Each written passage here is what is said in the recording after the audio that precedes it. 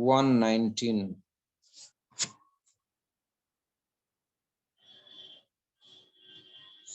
सघोषोधार्तराष्ट्राणां हृदयानि व्यदारयत् नभश्च पृथिवीं चैव तुमुलो व्यनुनादयन्।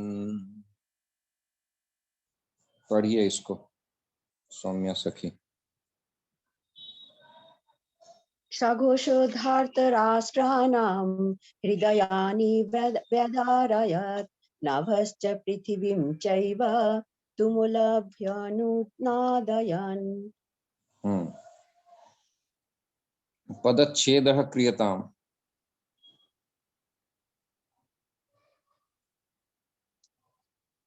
पदच्छेदः सौम्या सखी। सः घोषः धार्तराष्ट्राणां हृदयानि व्यदारयत् नभः च पृथिवीं च एव तुमुलः अभ्यनुनादयन्। तुमुलः व्यनुनादयन्। व्यनुनादयन्। हरे कृष्ण प्रभु जी। हाँ बोलिए प्रभु जी, देर I mean it disappears, right? Abhyanunadayan, right Prabhu? It is. हाँ क्या कह रही हैं? व्यनुनादयन्।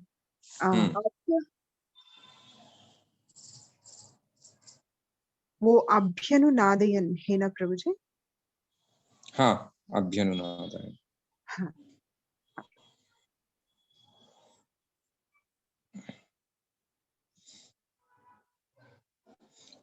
अभी कहाँ से मिला आपको? तुमुलो व्यनुनादयन है ना? अभ्यनुनादयन है ना प्रभु जी? लोक अच्छा है श्लोक ना में प्रभु? ऐसा लिखा है क्या?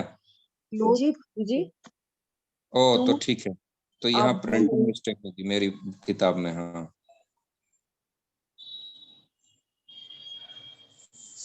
एक मिनट, मैं दूसरी गीता में चेक करता हूँ इसको। हाँ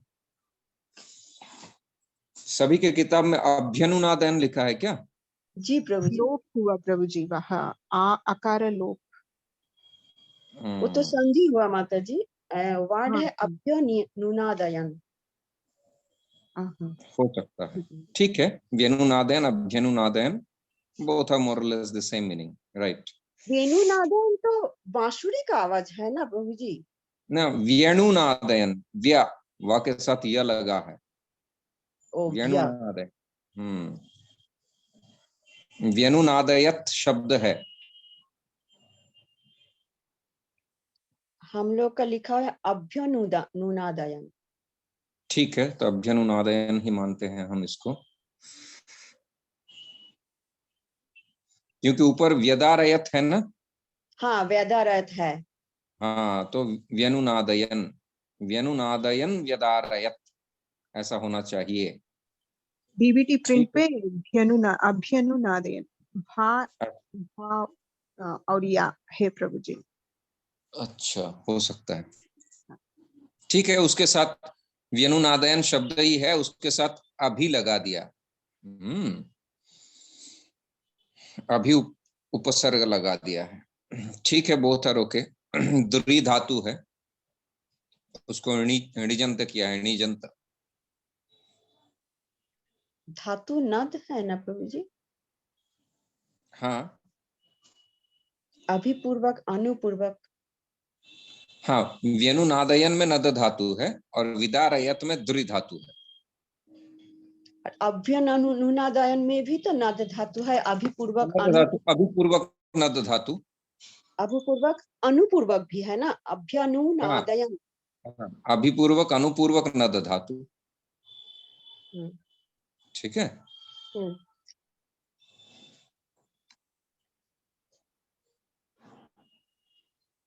ठीक है, तो अब हम पद परिचय करते हैं। सह घोषः धार्तराष्ट्राणाम, बोलिए। धार्तराष्ट्राणाम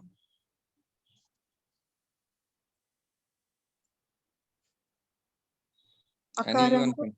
हाँ, बोलिए। अकारांत पुंलिंग बहुवचनं प्रभुजी। षष्ठी बहुवचन। षष्ठी, हाँ हाँ प्रभुजी। हृदयानि नपुंसकलिंग हम्म आकारांत हृदयम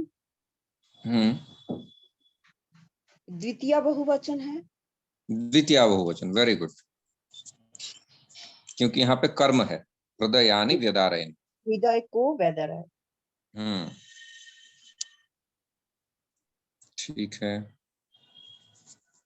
व्यादारत क्रिया, व्यदारयत्, हाँ बोलिए। व्यादारत क्रिया है। क्रियापद है। और धातु क्या बोले प्रभु जी? द्रि धातु, द्रि विदारणे होता है, चीरना। द्रि, हाँ, चीरते हुए, हम कहते हैं ना हिंदी में, चीरते हुए।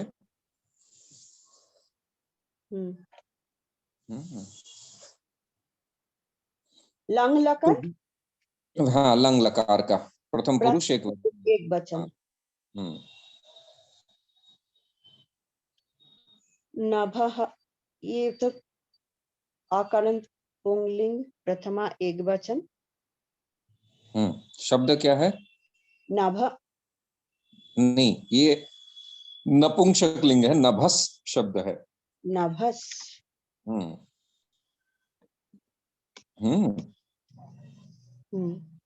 नभस, तमस, ये सब नपुंसक लिंग शब्द है। तो ये क्या सकारांत नपुंसक लिंग लेंगे, लिखेंगे? हाँ, सकारांत नपुंसक लिंग है।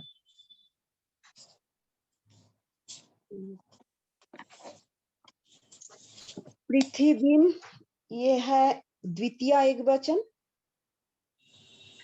पृथ्वी द्वितीय एक वचन, हाँ। इकारांत स्त्रीलिंग है, पृथ्वी दीर्घई।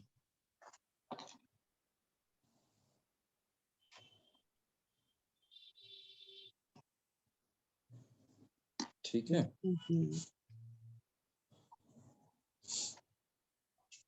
जब हम अन्वय करते हैं प्रभु जी, अभ्यनुनादयन, इसमें हाँ, प्रत्यय क्या है? ये कृदंत है ना? हाँ, ये कृदंत है। तो इसमें अभ्यनुनादयत शब्द बनता है, ठीक है। अभ्यनुदयत, अभ्यनुनद, हाँ, और प्रत्यय प्रत्यय इसके साथ अभ्यनुनादयन, अभ्यनुनादयत शब्द बना है ना, तो इसके साथ आपको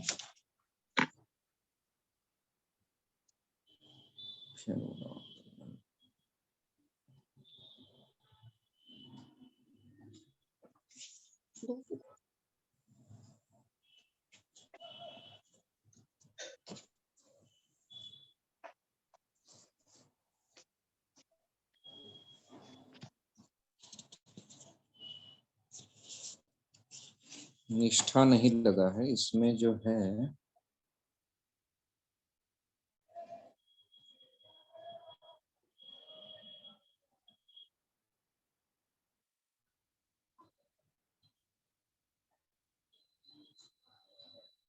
णिच प्रत्यय लगा होगा, णिच।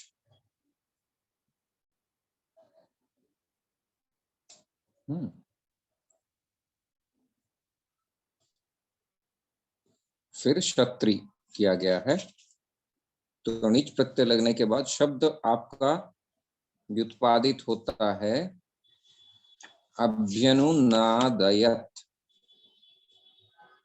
ठीक है, अब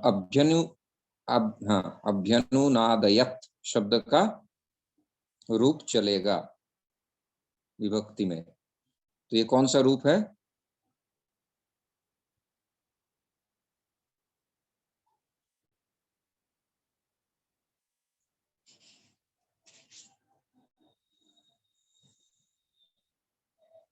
अभ्यनुनादयत तकारांत पुल्लिंग प्रथमा एक वचन का प्रयोग किया गया है।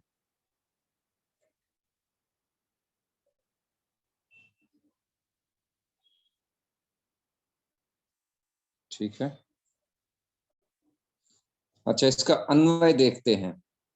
अन्वय, गोपिका जी अन्वय कीजिए।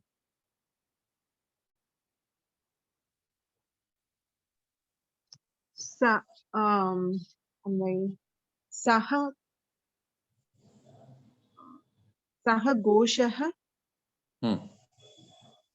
नभः पृथिवीं च एव अभ्यनुनादयन् धार्तराष्ट्राणां हृदयानि। You are saying right. फिर अभ्यनुनादयन्,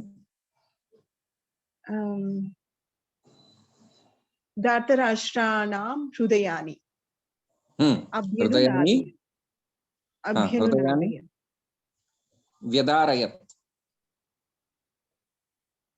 व्यदारयत्। ओके प्रभुजी। दो क्रिया है ना इसमें। हाँ हाँ ओके। अभ्यनुनादयन् व्यदारयत् एक क्षत्रि है। ओके। और व्यदारयत् जो है वो प्रॉपर क्रिया है, एक कृदंत है और एक क्रियापद है इसमें, देखिए। Got it?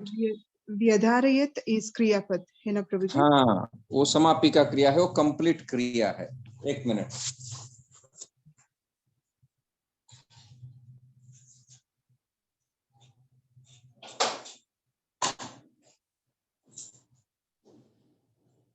तो एक असमापिका है, एक समापिका है। अब व्यनुनादयन का क्या अर्थ होता है, बोलिए।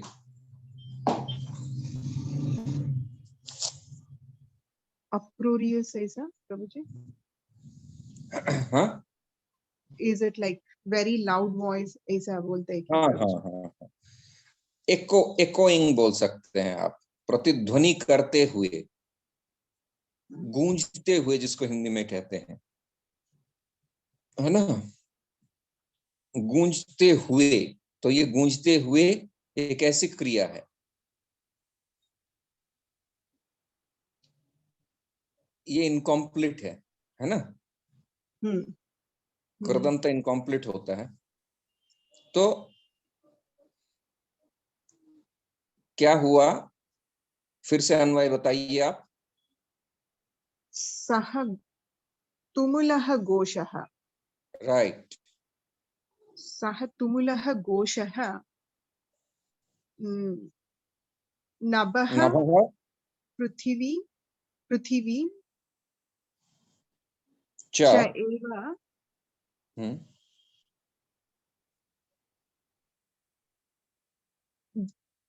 अभ्यनुनादयन् धार्तराष्ट्राणां हृदयानि व्यदारयत्। Very good. अब समझ में आ गया कि वो जो तुमूल शब्द था, भयंकर आवाज था, वो नभ मतलब आकाश पृथ्वी को, आकाश पृथ्वी में गूंजते हुए धार्तराष्ट्रों के हृदयों को चीर दिया। राइट। स तुमुलः घोषः, सः तुमुलः घोषः नभः पृथ्वीं च व्यनुनादयन्, सबको प्रतिध्वनित करते हुए। इतनी जोर की आवाज थी कि आसमान से लेके पृथ्वी तक चारों ओर गूंजते हुए धार्तराष्ट्राणाम हृदयानि व्यदारयत्।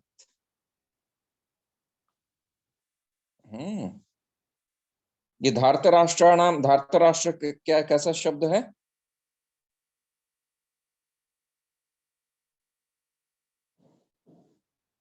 वरिंदर जी। तद्धित, तद्धित प्रभु जी। हाँ बोलिए, तद्धित उसका विग्रह कर दीजिए।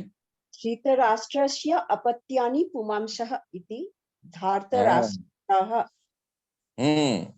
धृतराष्ट्रस्य अपत्यानि पुमांसः। तो उसका षष्ठी विभक्ति बनाया गया, धार्तराष्ट्राणाम हृदयानि व्यदारयत्। प्रभु जी धार्तराष्ट्र भी तो इसे धृतम राष्ट्रम ऐसा नहीं हो सकता? नहीं, वो तो धृतराष्ट्र हो गया, ये तो धृतराष्ट्र। धार्तराष्ट्र है ना। ठीक ठीक। मैंने धृतराष्ट्र होगा कि धृतम राष्ट्रम यस्य सः, ये क्या समास होगा? हाँ, ये न सह वो समास है। ये न सह, हाँ ये न सह बहुब्रीहि समास है। बहुब्रीहि समास। और यहाँ पे धार्तरा, जैसे दशरथ और दाशरथी आ ठीक। लगा दिया, हम्म हाँ, तो उसका अपत्यानि पुमांस से भाव हो गया। अपत्य भाव कहते हैं। तो अपत्य भाव से धार्त राष्ट्र यानी धृतराष्ट्र के कुल में उद्भूत हुए उनके बच्चे जितने हैं, धृतराष्ट्र के बेटे दुर्योधन आदि, तो स तुमुलः घोषः धार्तराष्ट्राणाम हृदयानि व्यदारयत्। ये जो व्यदारयत है, ये देखिए वी पूर्वक द्रि धातु है ना। अच्छा, बी हाँ पूर्व। हाँ, द्रि धातु, इसमें भी णिजन तक किया गया है। व्यदारयत, चीरते हुए। तो इसको बी पूर्वक द्रि धातु हाँ प्लस नीच, णिच, हाँ नीच। णिच प्रत्यय लगा, णिजंत। जैसे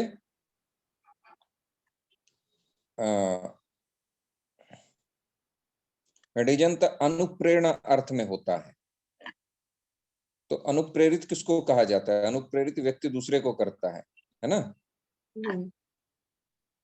तो यहाँ पे धातु के साथ ही णिच लगाया गया। कमेरणिंग करके एक सूत्र आता है, उसमें णिजंत किया जाता है। एक णिजंत अपने आप में प्रकरण है, मतलब अध्याय है, णिच प्रत्यय, हाँ, वो कृदंत में आता है। लेकिन यहाँ पे भी धातु में ही णिच लग गया। और णिच प्रत्यय कर्तरी अर्थ में ही लगता है। अब णिच लगाने के बाद जो धातु उत्पन्न हुआ, उस धातु का रूप लंग लकार के प्रथम पुरुष एक वचन का रूप है ये। ठीक है प्रभु जी, one more doubt Prabhu ji, I mean, अन्वय ऐसा हो सकता है क्या प्रभु जी? ऐसा जैसे नभः पृथिवीं च अभ्यनुनादयन् सः तुमुलः घोषः धार्तराष्ट्राणां हृदयानि व्यदारयत्, ऐसा हो हाँ सकता है? हाँ हाँ हाँ, बिल्कुल। टेक्निकली आप करेक्ट। देखिए, द पर्पस ऑफ डूइंग अन्वय is what? To bring the poetry into a prose form. ठीक है, हाँ। So why we bring it into the prose form? For the easier understanding. तो हाँ, ऐसा जैसे आप कह रही हैं, नभः पृथिवीं च व्यनुनादयन् सह घोषः धार्तराष्ट्राणां हृदयानि विदारयत्। लेकिन यहाँ पे जैसे आप कह रही हैं, नभश्च पृथिवीं च व्यनुनादयन्, अब इतना एक वाक्य हो गया, क्योंकि इसमें असमापिका होने पर भी क्रिया तो है ना। ओके ओके, हाँ, देयर इज अ वर्ब। तो यहाँ पे प्रश्न आएगा वर्ब से, किम व्यनुनादयन्, ये प्रश्न हो जाएगा। हाँ डैंगलिंग वर्ब जैसे हो सकता है, so it is not complete. प्रभु जी, हाँ, ऐसे भी बोल सकते हैं ना कि सह तुमुलः घोषः नभः पृथिवीं च एव अभ्यनुनादयन् धार्तराष्ट्राणां हृदयानि व्यदारयत्। हाँ, वही तो बोल रही थी ना सौम्या, क्या नाम है, हेमा गोपिका, तो पहले वही बोल रही थी। बट शी वांट्स टू से, इफ आई से नभः पृथ्वीं च व्यनुनादयन् सह तुमुलः घोषः धार्तराष्ट्राणां हृदयानि व्यदारयत्, तो ये भी इनकरेक्ट नहीं है। It is also not incorrect. If you write like this, it is also correct. But the thing is that there are two sentences. जब दो क्रियापद एक श्लोक में आ जाए या तीन क्रियापद आ गया, तो उसमें तीन वाक्य होना स्वाभाविक है। लेकिन यहाँ पे ऐसा क्यों कर सकते हैं Gopika ji? Because first verb is not a complete verb. It is, उसको क्या कहते हैं, फाइनाइट एंड इनफाइनाइट वर्ब, है ना। तो ये इनफाइनाइट वर्ब हो गया, तो there is still this, I think it is transitive and intransitive. हाँ, तो ट्रांजिटिव वर्ब जो है, it indicates that there is a complete verb in the sentence. है ना? जैसे मैं कहूँ गोपिका जी माला खरीदते हुए, दूध खरीदते हुए मंदिर में जाके पूजा करती हैं, तो what is the final verb? पूजा करती है, worshipping is the final verb. So खरीदते हुए, बोलते हुए, सुनते हुए, शृण्वन जिघ्रन पिबन श्वसन, है ना?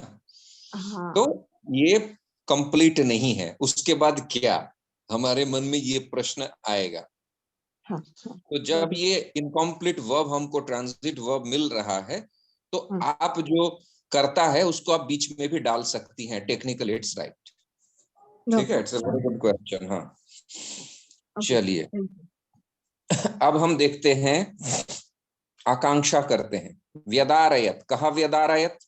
बोलते जाइए. Anybody unmute and speak. हृदयानि नाभश्च. Varsha Rajput, who is this? Gopala?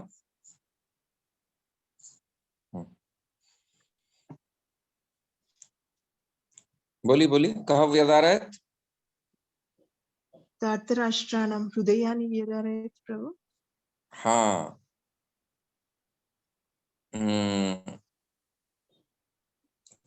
सः घोषः. सः घोषः व्यदारयत्. सः कीदृशः घोषः? तुमुलः घोषः. तुमुलः घोषः. सः तुमुलः घोषः केषां हृदयानि व्यदारयत्? Go ahead, Mataji. बोलिए. सः तुमुलः घोषः धार्तराष्ट्राणां हृदयानि व्यदारयत्. सः तुमुलः घोषः किं कुर्वन् धार्तराष्ट्राणां हृदयानि व्यदारयत्?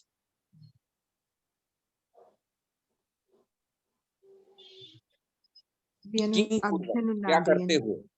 हाँ, रिसाउंडिंग, अभ्यनुनादयन्. हाँ, अब समझ गई आपका जो प्रश्न था. हाँ, सः तुमुलः घोषः धार्तराष्ट्राणां हृदयानि व्यदारयत्. This is the complete sentence. अब वो मंदिर में पूजा करने गई. अब क्या क्या करते करते गई, that is a secondary thing. सः तुमुलः घोषः किं व्यनुनादयन् धार्तराष्ट्राणां हृदयानि व्यदारयत्? नभः पृथिवीं च. हाँ, सः तुमुलः घोषः नभः पृथिवीं च व्यनुनादयन् धार्तराष्ट्राणां हृदयानि व्यदारयत्.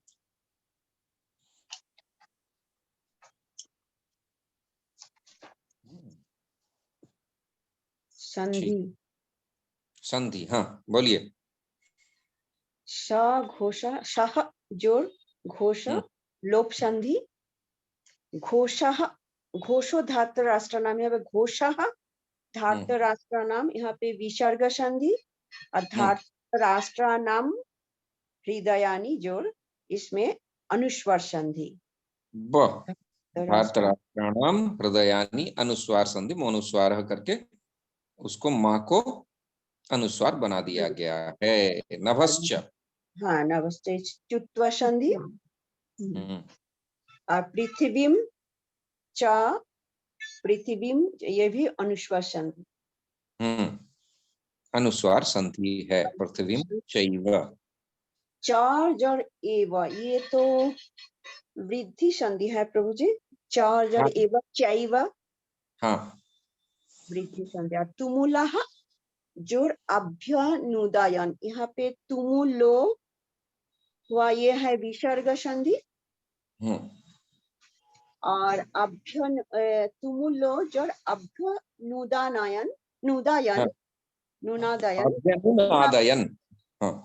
अभ्यनुनादयन. यहाँ पे जो लुप्त हुआ अ, उसको क्या पूर्व रूप संधि क्या बोलते हैं उसको?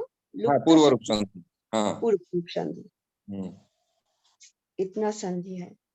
हाँ, तो विसर्ग संधि. हाँ, इसमें रेफ उकार करके गुण करके तुमुलो कर दिया गया. तुमुलो व्यनुना अभ्यनुनादयन. इको यणचि हुआ है माता जी। अभी और अनु, ई और आ, ई का या हो गया अभ्य, इको यणचि सूत्र से, ठीक है ना। अच्छा, हाँ। अभी प्लस अनु हम्म, को यणचि। ठीक है, तो संधि हमने देख लिया। अब तद्धित कौन सा है, बोली गोपिका जी। I think we have already discussed, right, Prabhuji? माता जी ने बोला धार्तराष्ट्राणाम। ये तद्धित एक कृदंत है। हाँ, तद्धित कौन सा है?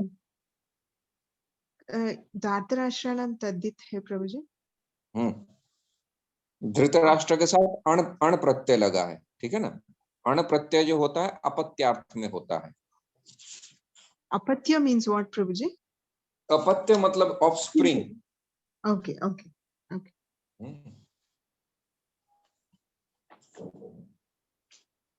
बोलिए माता जी, क्या कह रही हैं? प्रभु जी, आप क्या बोले? धार्तराष्ट्राणाम में क्या लगा है?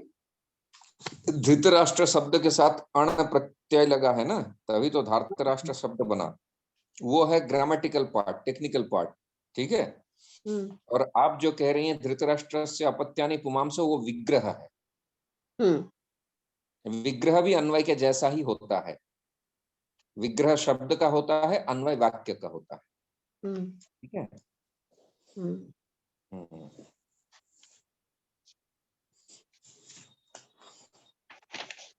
तो इतना ही है। चलिए अब आगे बढ़ते हैं। पढ़िए गोपिका जी अगला सूत्र। अथ व्यवस्थितान् दृष्ट्वा धार्तराष्ट्रान् कपिध्वजः प्रवृत्ते शस्त्रसम्पाते धनुरुद्यम्य पाण्डवः। और एक लाइन नहीं, इतना ही ठीक। हाँ, पढ़ लीजिए अगला। हाँ, ऋषिकेशम तदा वाक्यम इदमाह महीपते। तो ये श्लोक कंप्लीट हो जाएगा। हाँ, अथ व्यवस्थितान् दृष्ट्वा धार्तराष्ट्रान् कपिध्वजः प्रवृत्ते शस्त्र संपाते धनुरुद्यम्य पांडवः। अब अगले श्लोक का एक लाइन, ऋषिकेशम तदा वाक्यम इदमाह महीपते। पदच्छेदः क्रियताम्। अथ व्यवस्थितान् दृष्ट्वा धार्तराष्ट्रान् कपिध्वजः प्रवृत्ते शस्त्र संपाते। इज इट सिंगल वर्ड प्रभु? शस्त्र संपाते, ठीक है। एंड देन धनुः उद्यम्य पांडवः ऋषिकेशं तदा वाक्यम इदम आह महीपते।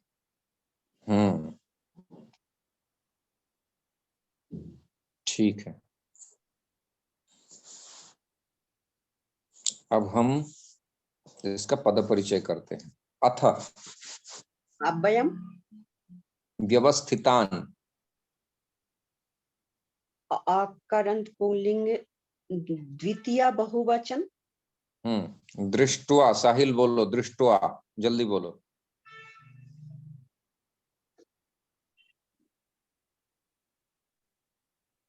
नेक्स्ट।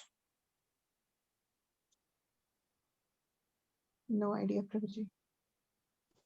बोलिए सौम्या सखी। दृष्टवा प्रभु जी, ये कृदंत होकर अव्यय हुआ है। Very good, very good. दृष्ट्वा, हाँ।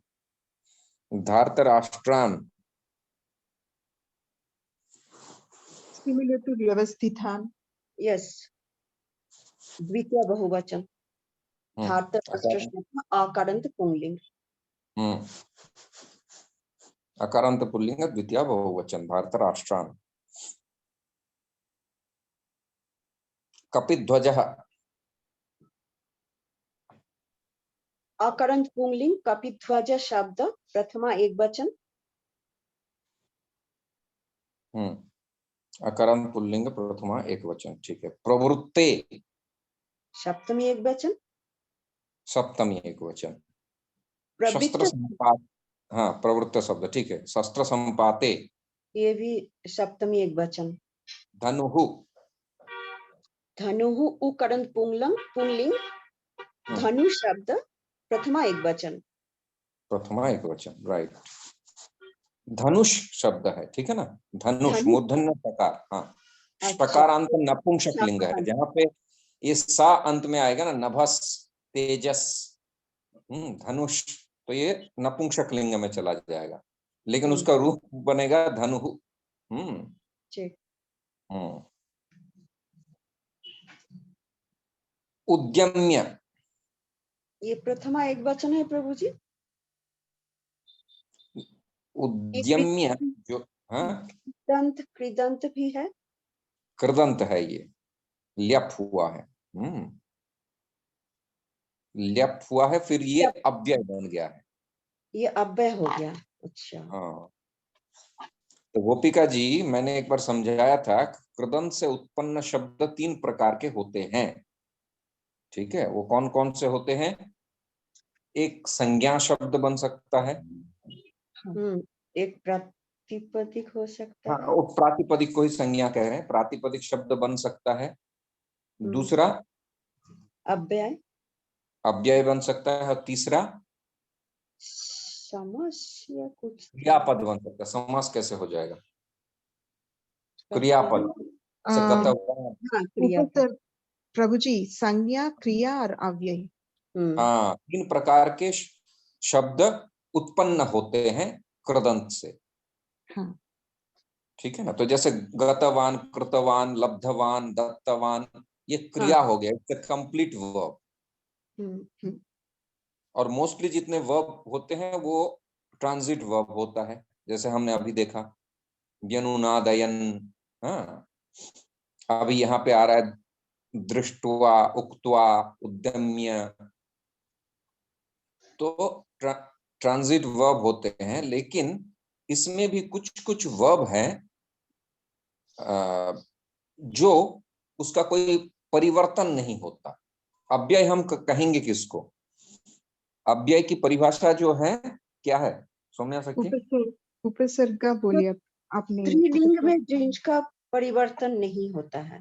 हाँ, सदृशम त्रिषु लिंगेषु वचनेषु च विभक्तिषु, हाँ, लिंग वचन, हाँ सदृशम, यन्नव्येति तदव्ययम्। हाँ 1 मिनट, उसमें श्लोक में एक छूट रहा है, मैं थोड़ा उसको देखता हूँ। अव्यय का लिखाए थे प्रभु जी, त्रिशूल लिंगेषु।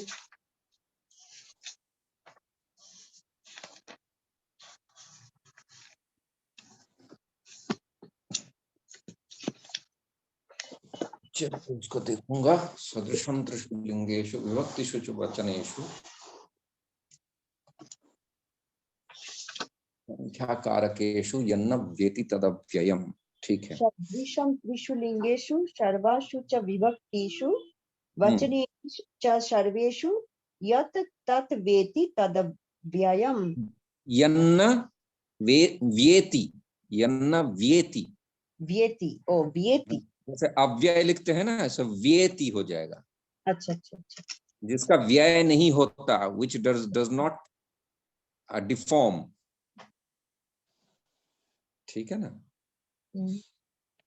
हाँ, सदृशम त्रिषु लिंगेषु विभक्तिषु, फिर से बोलिए, सदृशम त्रिषु लिंगेषु विभक्तिषु च,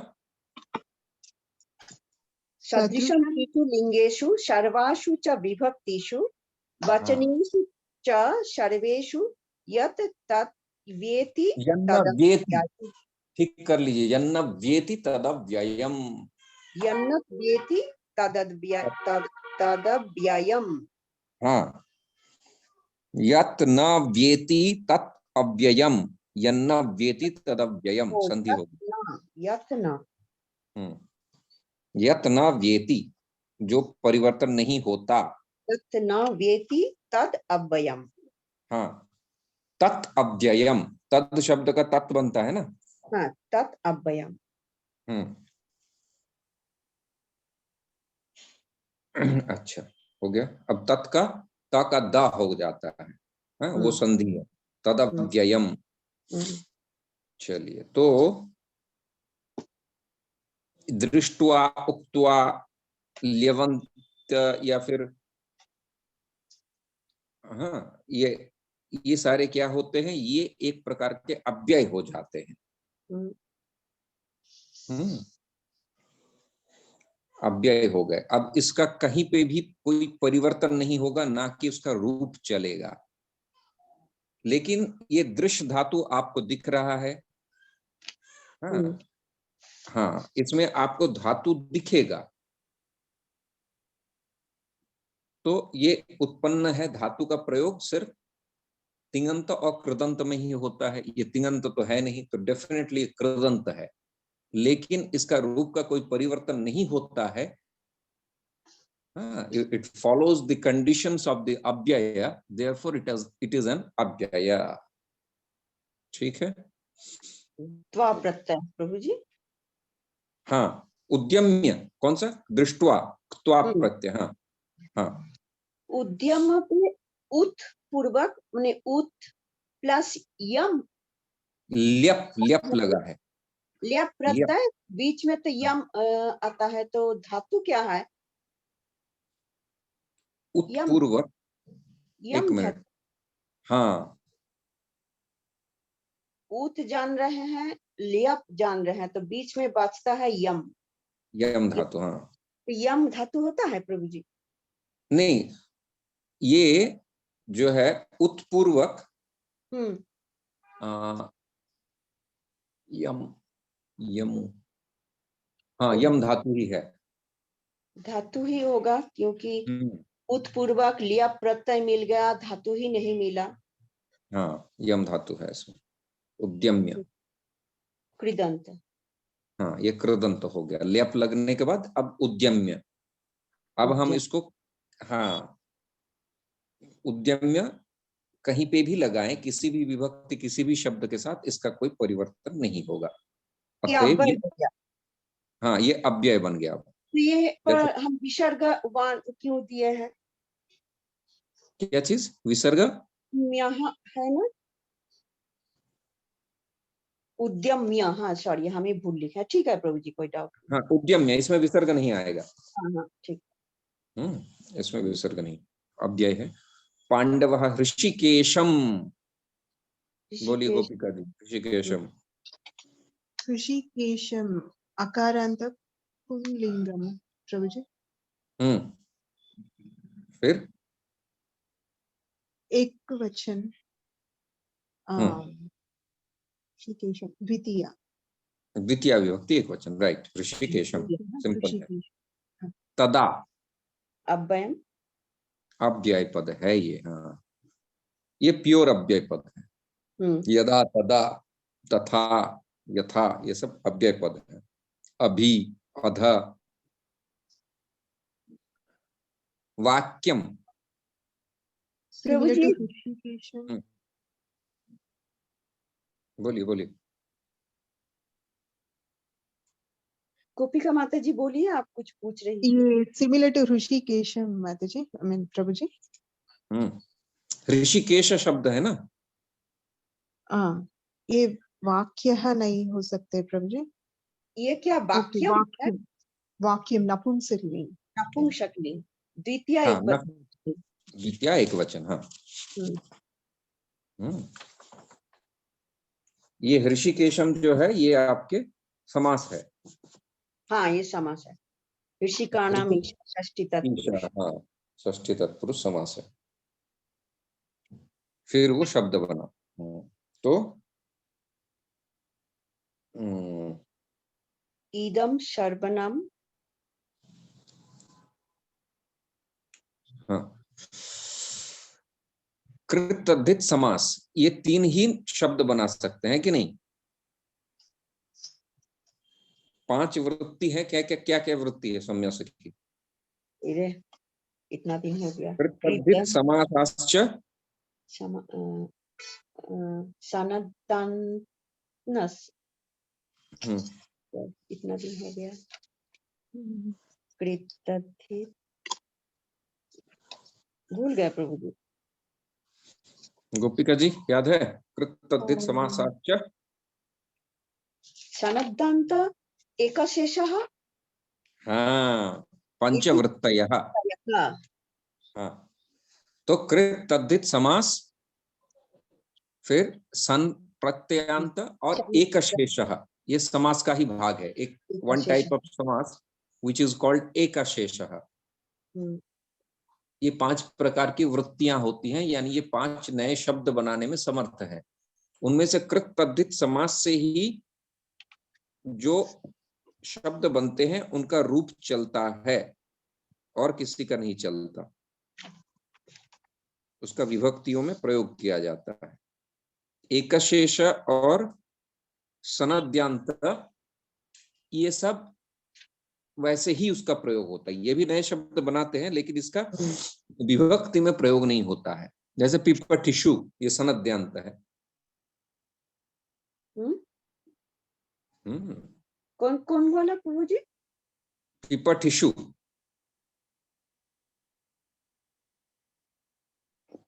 पिपठिषा शब्द बनता है सन प्रत्ययांत से, पिपठिषा। प्रभु जी, it's not clear Prabhu ji, can you say that again? ये क्या आप शब्द है? पिपठिषा, पठितुम इच्छा, पिपठिषा। ओ पिपठिषा।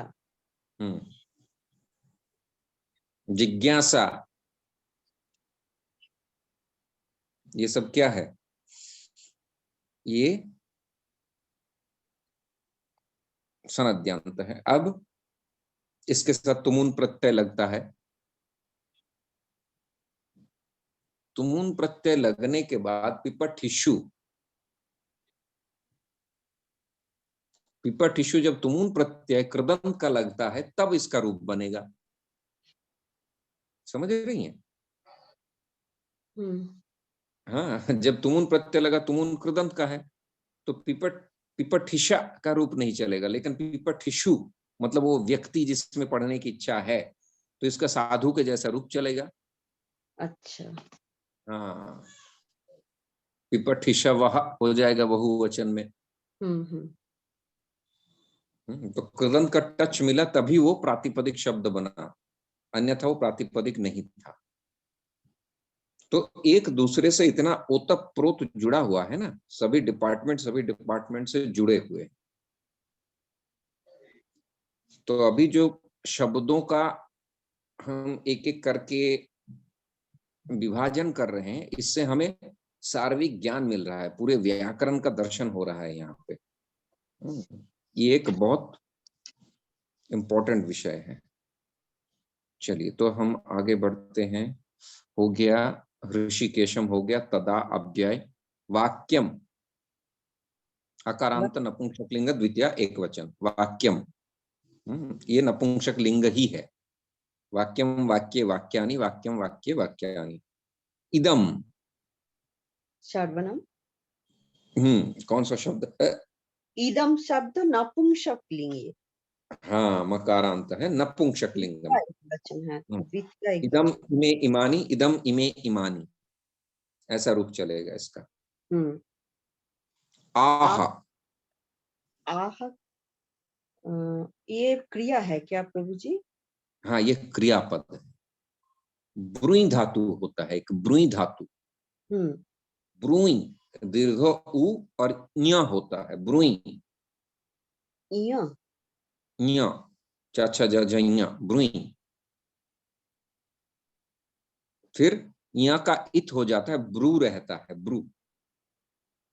ब्रवीति, हाँ, ब्रुते। तो ये लट लकार का रूप है वर्तमान काल में। देखिए कहाँ पे ब्रू धातु का आह हो गया। लट प्रथम पुरुष एक वचन प्रभु जी। प्रथम पुरुष एक वचन, हाँ। प्रभु जी, आह मीन्स क्या है प्रभु जी? बोला, बोला। उक्तम, हाँ।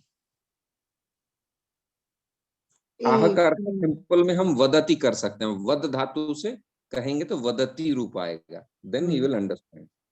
लट लट लकार का प्रथम पुरुष एक वचन है। तो देखिए कैसे कैसे धातुओं का प्रयोग। अब आह कोई सामान्य लौकिक संस्कृत में प्रयोग करेगा? नहीं करेगा। तो ये स्क्रिप्चरल लैंग्वेज है। वदति ये कभी श्लोक में नहीं मिलेगा आपको, मतलब शास्त्रीय श्लोक में नहीं मिलेगा। चाणक्य आदि लिख सकते हैं, लेकिन भागवत, भगवत गीता आदि में इसका प्रयोग नहीं होगा। तो शास्त्रों का जो चयन है वो एकदम क्लासिकल जो वर्ड है उसी का प्रयोग होगा। इसीलिए जो संस्कृत से शास्त्र पढ़ना चाहते हैं उनके लिए तो गंभीरता से पढ़नी पड़ेगी। लौकिक विषय में गाय के बारे में रचना लिखना है आपको, देश के बारे में, स्वतंत्रता के बारे में एग्जाम देना है, तो वो सामान्य 6 लकार से ही आपका काम चल जाएगा और तकरीबन 50 धातु से ही काम चल जाएगा। लेकिन जब शास्त्र पढ़ने जाएंगे तो कब कहाँ पे कौन सी धातु का कैसा कृदंत करके कैसा प्रयोग करेंगे, ये अध्ययन का विषय है। इसीलिए मठों में जब कोई आता था तो शुरू से मठ में जब एक बालक आता था मठ में 15 साल में 20 साल में जब भी आए तो उसको पारंपरिक रूप से व्याकरण आदि पढ़ाने के बाद, व्याकरण, तर्कशास्त्र, मीमांसा, प्रौढ़, मनोरमा, ये सब पढ़ाने के बाद अपने शास्त्रीय ग्रंथ पढ़ाते थे। मठ शब्द का अर्थ है मठस्थ छात्रादि निलय, जहाँ पे सन्यासी पढ़ाएंगे और ब्रह्मचारी पढ़ेंगे और वही लोग मठ में रहेंगे। और गेस्ट हाउस जो अभी वो तो नया बना है, गेस्ट हाउस होती नहीं थी मठ में, जो होता था वो बहुत दूर मठ से, वहां पे गृहस्थियों का कोई काम था ही नहीं। तो अब वो पढ़ते थे, पढ़ने के बाद वो अपने पारंपरिक, जैसे कोई माध्व संप्रदाय है तो माध्व संप्रदाय के जितने भी गंभीर ग्रंथ है, न्याय सुधा आदि, वो सब वो उसमें पारंगत होंगे, तब वो अपने जो सिद्धांत है उसका प्रतिपादन करने में समर्थ होंगे। क्योंकि अब देखिए और एक मजे की बात, अब जो मान लीजिए पाठशाला जो होती थी, पाठशाला पहले मंदिर ही चलाते थे। अब दक्षिण भारत में चले जाइए तो जैसे ये राष्ट्रीय संस्कृत संस्थान आदि, वहां पे वेंकटेश्वर यूनिवर्सिटी आदि, ये सब तिरुपति ही चलाती है, वहां के बालाजी के ही हैं। क्यों? माध्व संप्रदाय आप उडुपी में चले जाइए तो वहां पे उनके ही संप्रदाय के गुरुकुल चलाते हैं। तो रामानुज वाले अलग चलाते हैं, ये शंकर संप्रदाय श्रृंगेरी मठ अलग चलाते हैं, कालाडी में अलग चलाते हैं। ऐसा क्यों गोपिका जी? क्योंकि जो शब्द, जो टर्म्स माध्व संप्रदाय भगवान के लिए प्रयोग करेंगे वो रामानुजीय से अलग होगा, जो रामानुजीय प्रयोग करेंगे वो शंकर संप्रदाय से अलग होगा। शंकर संप्रदाय ब्रह्म रूप में देखते हैं, है ना, भगवान को निराकार ब्रह्म, तो वो कहेंगे विष्णु हो व्यापनशीलस्य, उनके वेदांत पढ़ेंगे तो विष्णु हो व्यापनशीलस्य। अब रामानुज पढ़ेंगे वेदांत तो उसमें लिखेंगे असंख्येय कल्याण गुणगण निलय श्वेतर समस्त वस्तुषु विलक्षण स्वरूप। ये पूरा टर्म है भगवान के लिए, इंक्लूडिंग ऑल द क्वालिटीज, ताकि कोई कंफ्यूजन ना रहे। समझ रही है? It's a complete term. असंख्येय कल्याण गुणगण निलय श्वेतर समस्त वस्तुषु विलक्षण स्वरूप, ये जो है that is equal to God. वही हमारे संप्रदाय में अलग कहेंगे। तो ये संप्रदाय के भेद से भी शब्दों का चयन अलग हो जाएगा। समझ रही है सौम्या सखी? जी प्रभु जी। अब शंकर संप्रदाय में भक्ति की कोई अवधारणा है नहीं, वहां पे परब्रह्म का अनुभूति होता है, ध्यान होता है, तो वो ये सारे शब्द प्रयोग नहीं करेंगे जो हमारे अचिंत्य भेदा भेद वाले बलदेव विद्याभूषण आदि करेंगे। समझ रहे हैं? तो ये सारे विषय जो हैं इनमें जिनका मन लगता है उनका ही लगता है, ये सर्वसाधारण के लिए नहीं है। लेकिन तथापि सामान्य जो सिद्धांत है इसमें सबकी अवधारणा होनी चाहिए। क्योंकि ये विषय थोड़ा कठिन होता है, कठिन नहीं होता, क्या है इसमें समय देना पड़ता है और ये आपको करोड़पति नहीं बनाएगा, तो इसकी सारी उपेक्षा कर दिया गया है सभी संप्रदायों में, मतलब प्राचीन जो संप्रदाय है उनमें नहीं किया गया है, और इसकी कोई लवलेश तक पता ही नहीं है क्या। लेकिन हमारे पूर्वाचार्य क्या चाहते थे? आप एक मेरा प्रश्न है कि वलदेव विद्याभूषण ने इतना कष्ट क्यों किया, गोविंद भाष्य का प्रणयन करके गए जो किसी को आइडिया नहीं क्या है वहां पे। हमारे सनातन गोस्वामी, जीव गोस्वामी, षट संदर्भ आदि गंभीर ग्रंथ आदि क्यों लिख के गए? क्योंकि हम कहते तो हैं हम सर्वश्रेष्ठ वैष्णव संप्रदाय हैं, कहते हैं कि नहीं, ये भाव तो है सबके अंदर, लेकिन क्यों है ये किसी को पता नहीं। हम क्यों हैं, हम हमारी कहां पे विलक्षणता है, वेयर आर वी एक्सेप्शनल। तो ये सूक्ष्म गंभीर तत्व का जो विवेचन किया गया है, तभी तो इतने सारे ग्रंथों का प्रणयन करके गए। अब वो क्या नाम है, खेचुरी ग्राम, कहाँ पे वो चोरी हो गया था ग्रंथ, है ना, ले जा रहे थे यहां से बैलगाड़ी में, ग्रंथ चोरी हो गया। तो सोचिए कितने ग्रंथ लिखे गए थे, कितने ग्रंथ, भूरी भूरी ग्रंथ। उसमें कितने सारे ग्रंथ तो मदन मोहन जी के पीछे जो है वहां पे समाधि दी गई, कितने सारे ग्रंथ लिखे गए थे। तो इन सब ग्रंथों का आकलन हमारे आने वाली पीढ़ी करेंगे, हमारे संप्रदाय की स्थापना, सिद्धांतों की स्थापना करेंगे, ये आशा से ही तो उन्होंने लिखा था ना। समझ रहे हैं क्या जी?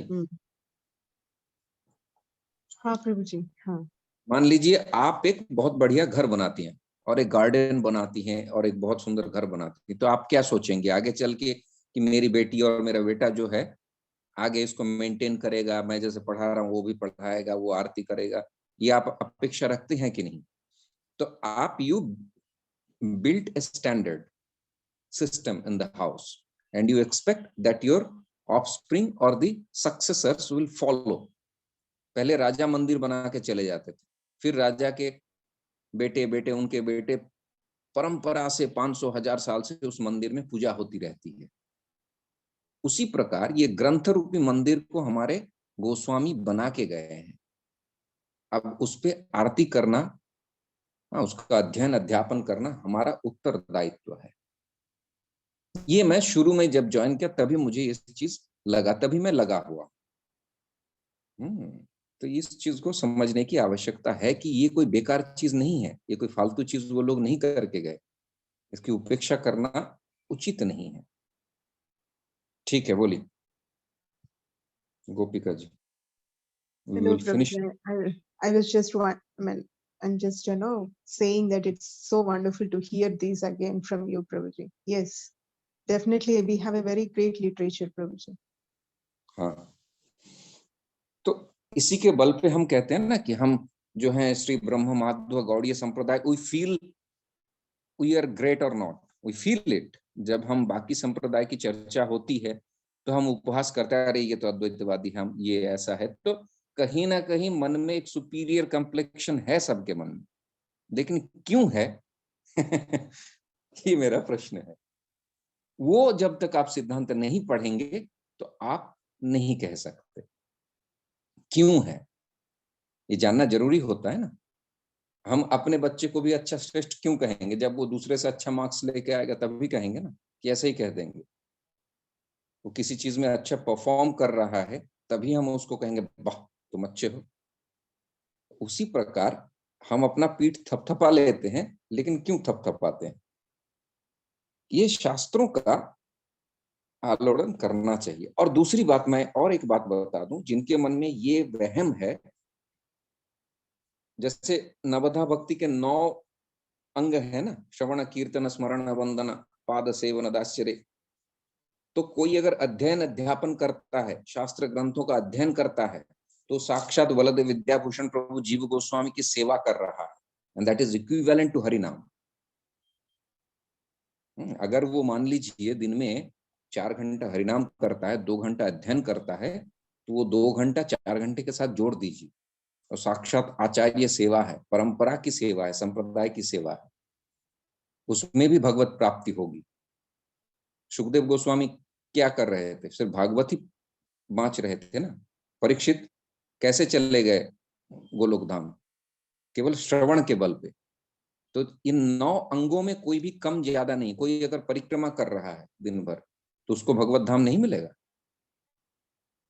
तो उसमें से ये जो है, ये अत्यंत वो है ना, क्या श्लोक, कौन सा श्लोक है सौम्या सखी चैतन्य चरितामृत में? आर्तरामस्य ना ना, उसमें चैतन्य चरितामृत में एक श्लोक आता है कि हरिनाम करो और नित्य भागवत का, हाँ और वैष्णव सेवा, ऐसा एक श्लोक है, बंगला में श्लोक है, मैं भूल रहा हूँ। इन तीनों की बहुत महत्व है। अचिरात पावे कृष्ण पौधे प्रेमोधन, ऐसा कुछ है। तो जो नियमित रूप से शास्त्रों का अध्ययन करेगा, अब हम कहते हैं ना हम सभी ब्राह्मण हैं, है ना, क्योंकि हम सब ने द्वितीय दीक्षा लेके रखा है, और नहीं लिया है तो हम लेना चाहते हैं, तो हम ब्राह्मण ही हो गए। ब्राह्मण का पहला 12 गुण में से सबसे पहला गुण क्या है? अध्ययन। गोपिका, हाँ, स्वाध्याय तपस त्यागो। सबसे पहला गुण है स्वाध्याय, जो कोई नहीं करना चाहता। समझ रहे हैं? तो जो भी है, आप लोग पढ़ रहे हैं, इससे हमको खुशी है। और ऐसे ही धीरे धीरे धीरे धीरे, और मैं ये सारी चीजें आप लोगों को बताता हूं ताकि आप लोग भी लोगों को इंस्पायर करें। ये बहुत महत्वपूर्ण विषय है। अगर इसकी उपेक्षा कर दिया गया ना, कितने पता नहीं 3-4 जनरेशन से उपेक्षा हुई है, जो भी हुआ है, या 2 जनरेशन से, और 2 जनरेशन उपेक्षा कर देगा तो इन ग्रंथों का नाम तक किसी को याद नहीं होगा, पता भी नहीं चलेगा, ये लुप्त हो जाएगा। और ग्रंथ लुप्त हो जाएंगे तो आपके संप्रदाय के जो नियम आचार हैं, ये कौन बताता है? ये संविधान है। अब हम किसी देश में जाएं और कहेंगे यहाँ का पार्लियामेंट क्या है, बोला यहाँ तो कोई संविधान था पहले, वो पता नहीं कौन चोरी कर लिया किसी ने। अब इस देश में कोई संविधान है नहीं, आप समझ रही हैं? तो ऐसा अगर कहा जाए कि भारतवर्ष में अब कोई संविधान नहीं है, जो था पहले कोई उसको लेके चला गया, या फिर किसी को पता ही नहीं है क्या है संविधान में रूल, तो वो देश कैसा हो जाएगा? वैसे ही संप्रदाय में भी अगर सिद्धांत लोप हो जाए तो वो इंफ्रास्ट्रक्चर जो है उसका, वो स्ट्रक्चर टूट जाएगा उसका। फिर किसी भी प्रकार की आप कुछ भी कुरीति लाइए उसमें, किसी को पता तक नहीं चलेगा, क्योंकि प्रमाण कुछ है नहीं। शास्त्र प्रमाणम, शास्त्र ही प्रमाण है। शास्त्र ही बता के गए हैं क्या करना चाहिए क्या नहीं करना चाहिए। हम पालन कर पाए ना कर पाए वो अलग बात है, लेकिन हमको इंडिया में है तो हमको बाएं तरफ ही ड्राइव करना चाहिए। ये कौन बता रहा है? We follow it blindly, but ये संविधान में रूल है तभी ना। आप यूके में जाएंगे तो राइट साइड में आप ड्राइव करेंगे, यूके यूएसए में जाएंगे तो वो संविधान वो तय करता है नियम। तो हमारे संप्रदाय में भी हमारी जो विशेषता है वो कौन बताएगा? ये सारे पूर्वाचार्य बताएंगे। ठीक है, तो चलिए आगे हमारी दूसरी कक्षा है, आज हम यहीं पे संपन्न करते हैं। ओम सहना भवतु सहनौ भुनक्तु सह वीर्यं करवावहै तेजस्विनावधीतमस्तु मा विद्विषावहै। ओम शांति शांति शांति। हरे कृष्ण। नेक्स्ट क्लास कब होगा प्रभु जी? अभी है नेक्स्ट क्लास। नहीं, हम लोग जो सैटरडे को होने वाला था वो तो अच्छा, सैटरडे होना था ना। हाँ। तो सैटरडे आप लोगों को असुविधा है तो देखते हैं, संडे करते हैं। Sunday is fine Gopika ji. Prabhuji, Sunday also I have session, Prabhuji, evening. Saturday and okay, Sunday I have session. तो कल कर देते हैं। चलिए कल 6 से 7 कर देंगे। हाँ, ठीक। हरे कृष्ण प्रभु जी। हरे Krishna. Hare I will end the session and then I will restart the second class. Then everybody join, okay?